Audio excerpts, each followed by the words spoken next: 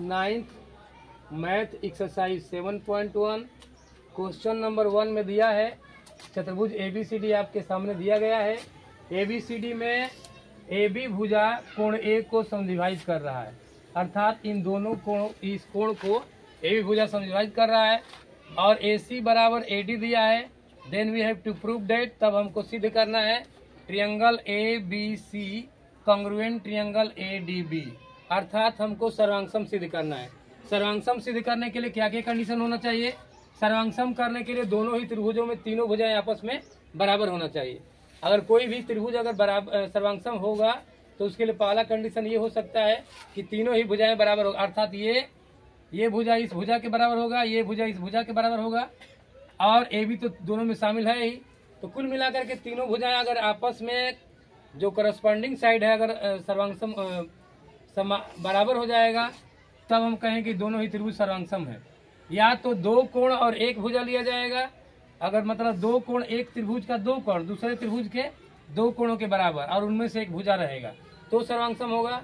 या तो तीसरा कंडीशन है कि दो कोण होंगे और एक भुजा होगा, मतलब उसमें से दो एक त्रिभुज में से दो भुजाएं दूसरे त्रिभुज के दो भुजाएं और उनमें से एक कोण जो संगत कोण रहेगा आपस में बराबर रहेगा तो कहा जाएगा कि सर्वांगसम होगा। तो तीन कंडीशन में से यहाँ पर एक कंडीशन कोई चुनेंगे हम लोग। तो जैसे इसमें क्या क्या मिल रहा है तो लिख लेंगे त्रिभुज ABC तथा त्रिभुज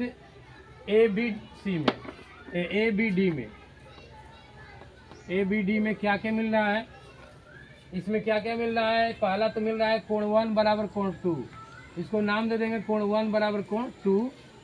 और ये दिया हुआ है AC बराबर AD, और क्या दिया हुआ है और दिया नहीं है लेकिन AB बराबर AB हो जाएगा, दोनों में उभयनिष्ठ है, ये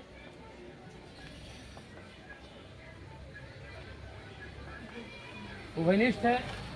अतः त्रिभुज ABC कॉन्ग्रुएंट ट्रायंगल ABD कौन से कंडीशन के अनुसार हो जाएगा? तो इसमें देख रहे हैं कि दो भुजाएं हैं और एक कोण है, तो SAS के तहत या SAS के अनुसार ये सर्वांगसम है। और जब सर्वांगसम हो जाएगा तो बोला है कि BC और BD के बारे में आप क्या कह सकते हैं? तो BC और BD क्या होगा? BC और BD बराबर हो जाएगा, तो BC बराबर क्या हो जाएगा? BD। कारण इसका क्या है? CPCD का मतलब congruent part of congruent triangle, नहीं corresponding part of congruent triangle, corresponding part of congruent triangle. तो ये दोनों ही त्रिभुज आपस में सर्वांगसम हो गए। इसका कारण क्या है? कोण 1 बराबर कोण 2 है, ये वाला कोण ऊपर वाला कोण 1 और 2 बराबर है, क्योंकि AB भुजा त्रिभुज कोण DAC को समद्विभाजित कर रहा है, तो इसलिए 1 बराबर 2 हो गया। और ये दिया हुआ है कि AC बराबर AD दिया हुआ है और AB दोनों में शामिल है, इसलिए दोनों ही त्रिभुज आपस में सर्वांगसम हो जाएगा। और जब सर्वांगसम हो जाएगा तो हम कह सकते हैं कि उनकी संगत भुजाएं का मतलब BC का संगत, जैसे AC का संगत AD था तो अब BC का संगत क्या होगा? BD। तो BC और BD क्या हो जाएगा? BC और BD आपस में बराबर हो जाएगा, तो इसको लिख लेंगे BC बराबर BD। ये आपका क्वेश्चन कंप्लीट होता हुआ